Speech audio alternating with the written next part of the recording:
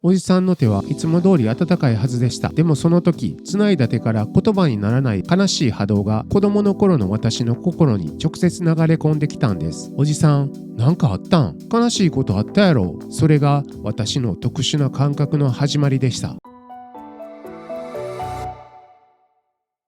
ようございます。こんにちは。こんばんは。むつきです。このチャンネルでは私むつきが体験した見えない世界の話や奇妙な出来事のお届けいたします。前回は私が22歳の時に倒れた際、未来死をするようになった始まりの出来事をお話ししましたが、今回は宇宙さんと出会う前の私の幼少期の不思議な体験をお届けします。宇宙さん、よろしくお願いします。お届けしやす。あ、宇宙さんいたんですね。相変わらずちょっとやから感出てますよ。当たり前やろ。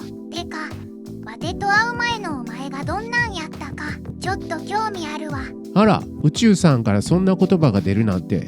へへへ、実は僕のことが大好きなんですよね。褒めてねえよ。勘違いするなボケ。いつも本当にツンツンしてますね。実は私、生まれは 900g の未熟児だったんです。一時は生死の境をさまよって保育器で育ちました。幼少期は入院の繰り返しで。知ってる。そんな小さかったむっちゃんがこんなにまで大きくなって。宇宙さん、いつから僕の親御さん気分なんですか？っていうか僕の理由、ただの鑑賞対象でしたっけね？せやで、ただの観察対象や。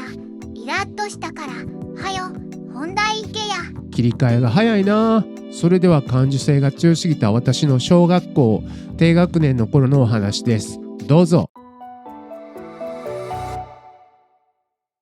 私は幼少期から周りの空気感や相手の波動を敏感に感じ取ってしまう子供でした。でも当時はまだ自分の見えている世界が普通だと思っていたので、感じたことをそのまま素直に口にしてしまい、大人たちからはちょっと変わった子と言われていました。そんな学校帰りのある日のこと、その日は幼なじみのおじさんが車で迎えに来てくれていました。おじさんは私を見つけると、これ食べと優しい笑顔で飴ちゃんをくれたんです。ありがとうと言って口に飴を放り込むと、おじさんが手を差し出してきたので、私はその手をギュッと握りしめました。幼いむっちゃん、おじちゃん大好きやもんな。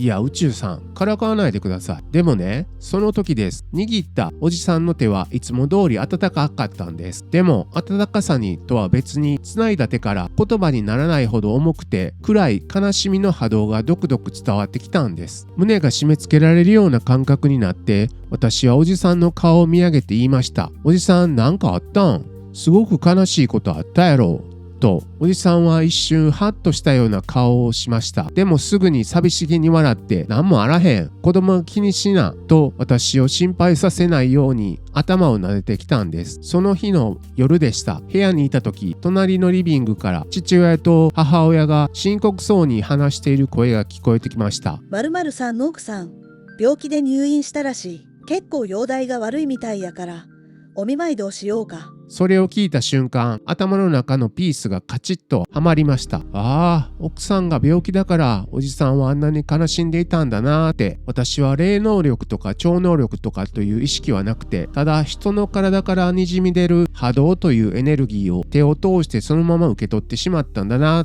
と後から気づきました。なるほどな。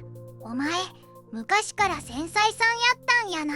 わてがサポートしたくなるのもわかるわ。お、急に優しい。ありがとうございます。まあ昔から人の感情を察知しすぎて疲れてしまうのも多かったですね。でもだからこその今の霊気ヒーラーとしての活動があるのかもしれません。ほんまやで、あんな繊細な子が今や立派に人を癒すようになって、わては泣くぞ。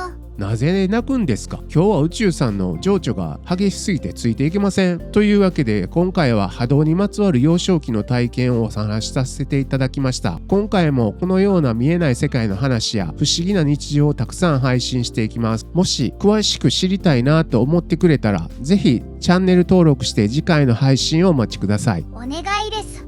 リスナーの皆さんも子供の頃の不思議体験もコメント欄に書いてな。